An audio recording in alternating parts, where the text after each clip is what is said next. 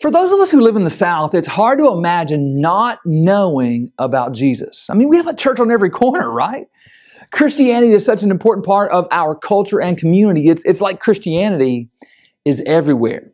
But that's not the case everywhere in the world.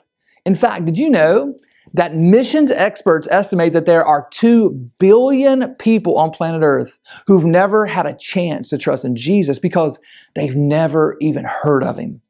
That's a fourth of the world's population. And what a sobering statistic. Now, in Romans 15, the greatest missionary in the history of the world, Apostle Paul, shares his ambition and passion for those who have not yet heard. He writes, "Thus I make it my ambition to preach the gospel, not where Christ has already been named, lest I build on someone else's foundation, but as it's written, those who have never been told of Him will see, and those who have never heard will understand." What an ambition. Beloved, that should be our ambition as well. Now, some of you listening very well may be called to personally go and cross an ocean to tell those who've never heard about Jesus. But all of us are called to personally support missionaries.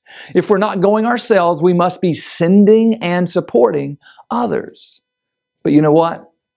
There might be somebody right there in your community that's never really heard about Jesus. They may have an inkling, but they've never heard the fullness of who Jesus is, why He came, how He can change a person's life.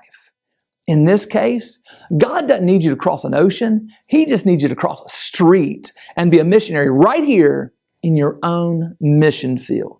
May God use you and me to reach our community and the entire world for Jesus Christ.